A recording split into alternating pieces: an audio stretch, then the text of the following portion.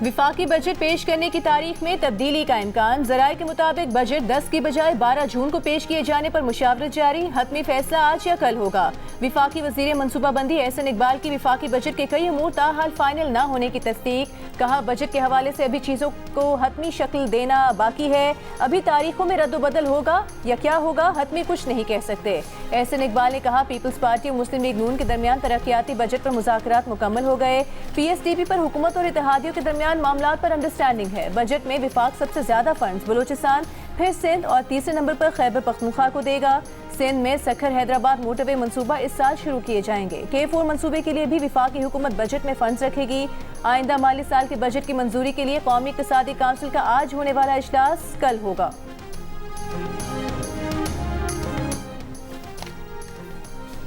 वज़ीर आज़म शहबाज शरीफ से चेयरमैन पीपल्स पार्टी बिलावल भुट्टो जरदारी की मुलाकात। ज़रा के मुताबिक वज़ीर आज़म हाउस में होने वाली मुलाकात में आज़ाद कश्मीर की सूरत हाल, विफाकी बजट के अमूर पर तबादला ख्याल, हुकूमत और पीपल्स पार्टी के दरमियान ऐवान सदर में मुलाकात जारी। वज़ीर आज़म शहबाज शरीफ और नायब वज़ीर आज़म इसहाक़ डार वफ़द के साथ शरीक है। ज़रा का कहना है कि अगर मुलाकात में इख्तलाफात ख़त्म न हुए तो वज़ीर आज़म और सदर जरदारी की मुलाकात होगी।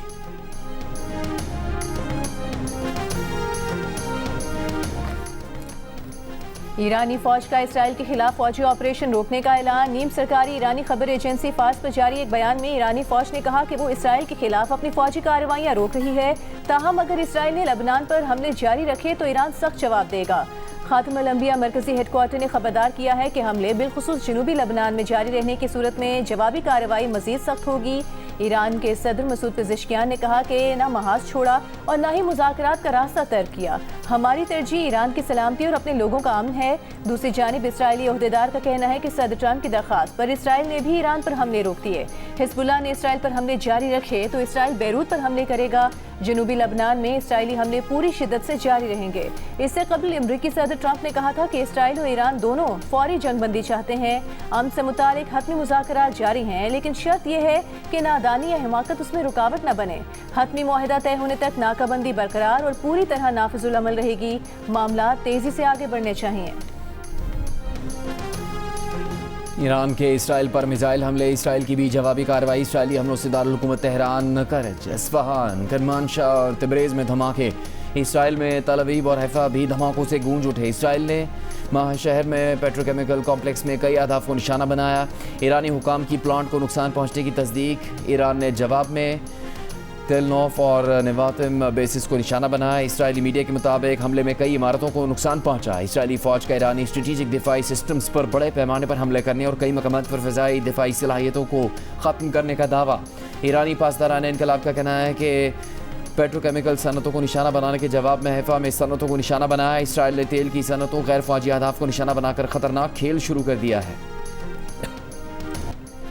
ईरान ने मौजूदा सूरत हाल का जिम्मेदार अमरीका को करार दे दिया। तर्जुमान ईरानी वजारत खारजा इस्माइल बकाई ने कहा कि इसराइल के इकदामात को अमरीकी पॉलिसियों से अलग नहीं किया जा सकता। जो कुछ हो रहा है वो अमरीका की तरफ से तरतीब दिया गया था और यही कशीदगी में दोबारा इजाफे का बाइस है। लबनान में जंग का खात्मा जंगबंदी मुआहदे का हिस्सा थी।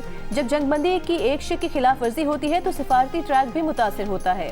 इस्माइल बकाई ने कहा कि इंतहाई बेएतमादी के माहौल में अमरीका के साथ पैगामात का तबादला कर रहे थे। अमरीका की मुतज़ाद पॉलिसी और मौक़िफ़ ने अब तक सिफारती रास्ते को मुतासर किया है।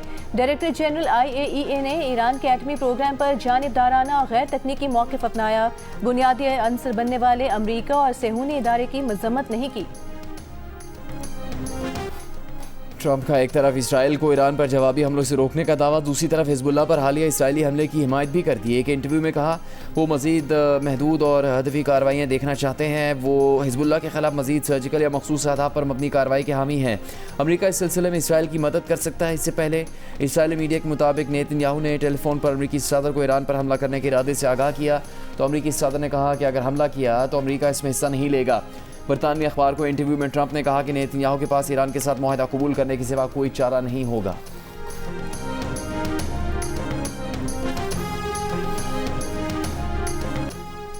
गिलगित बल्तिस्तान इंतखाबात में पीपल्स पार्टी को बरतरी, वज़ीर आज़म शहबाज शरीफ की मुबारकबाद। पुरअमन इलेक्शन को सराहा, कहा पीपल्स पार्टी अक्सरियती सियासी जमात के तौर पर सामने आई है, जिस पर सदर जरदारी और बिलावल भुट्टो को मुबारकबाद पेश करते हैं। पुरअमन शफाफ इलेक्शन और सियासी सरगर्मियाँ जमहूरियत का हुस्न है।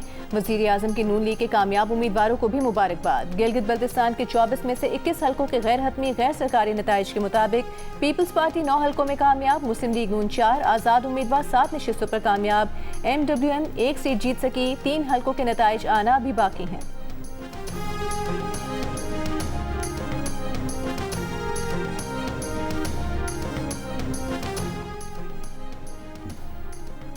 चेयरमैन पीपल्स पार्टी बिलावल भुट्टो जरदारी की गिलगित बल्तिस्तान इंतखाबात में जीत पर जियालों को मुबारकबाद। कहा पाकिस्तान पीपल्स पार्टी सबसे बड़ी जमात बनकर उभर रही है, हुकूमत बनाने की कोशिश करेंगे। पीपल्स पार्टी के नायब सदर शहरी रहमान ने जीत पर आसिफ और बिलावल भुट्टो को खराज तहसीन पेश किया।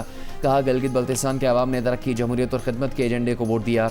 वज़ीर आला सिंध मुराद अली शाह ने कहा GB के अवाम ने एक बार फिर पीपल्स पार्टी पर एतमाद का इजहार किया। राजा परवेज़ अशरफ ने इंतखाबात में कामयाबी को बिलावल भुट्टो और खातून अव्वल आसिफा भुट्टो जरदारी की मेहनत का नतीजा करार दिया। मरकज़ी secretary general peoples party Nayyar Bukhari ने इलेक्शन कमीशन से तमाम नताइज जल्द जारी करने का मुतालबा किया है।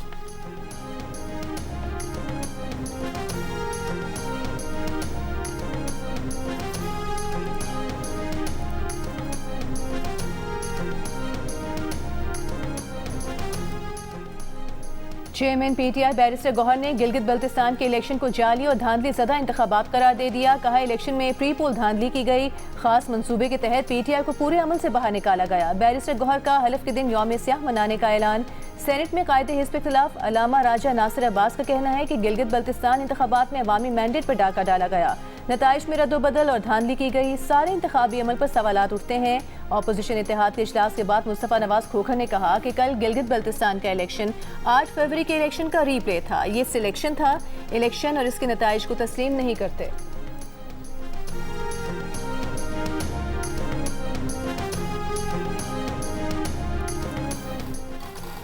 आज़ाद कश्मीर के मुख्तलिफ अजला और कोहाला में ज़िंदगी मामूल के मुताबिक रवां दवा। कोहाला में तमाम मार्केटें और तजारती मराकज़ खुले हैं, एहतजाज की call मुस्तरद। तर्जुमान inspector general police Azad Kashmir का कहना है कि गुज़श्ता रोज़ का अदम एक्शन कमेटी के मुसल्लह अनासर ने रावलाकोट में कानून नाफिज करने वाले इदारों पर मनसूबाबंदी के तहत फायरिंग की। मुसल्लह अफराद ने CMH रावलाकोट का मुहासरा किया। कानून नाफिज करने वाले इदारों ने तहम्मुल और जिम्मेदारी का मुजाहरा किया और महदूद नौइयत की कार्रवाई में CMH रावलाकोट का मुहासरा ख़त्म करवाया। 6 जून से अब तक पुरतशद्दुद अनासर की फायरिंग में कानून नाफिज करने वाले इदारों के 4 एहलकार शहीद और कई जख्मी हुए। शहदा में रावलाकोट पुलिस के 3 और फ्रंटियर कांस्टेबलरी का 1 एहलकार शामिल है। कल अदम एक्शन कमेटी के 3 अफराद अपनी ही फायरिंग में मारे गए।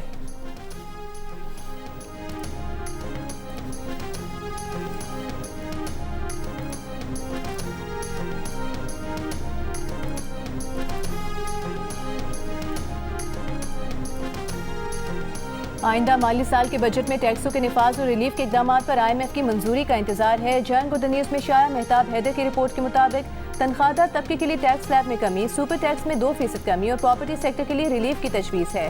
ताहम सोलर पैनल्स, हाइब्रिड गाड़ियों, तकरीबन 2 दर्जन के करीब दीगर अशिया पर जनरल सेल्स टैक्स को बढ़ाकर 18% की मयारी शरह तक करने के लिए बातचीत जारी है। पाकिस्तान ने IMF से दरख्वास्त की है कि माहौल दोस्त तवानाई की बचत को यकीनी बनाने के लिए इलेक्ट्रिक गाड़ियों पर जनरल सेल्स टैक्स की शरह को कम रखा जाए। रेजिलियंस एंड सस्टेनेबिलिटी फैसिलिटी के $1.4 अरब के IMF प्रोग्राम के तहत तवानाई के तहफ़्फ़ुज़ को यकीनी बनाने के लिए की गई है।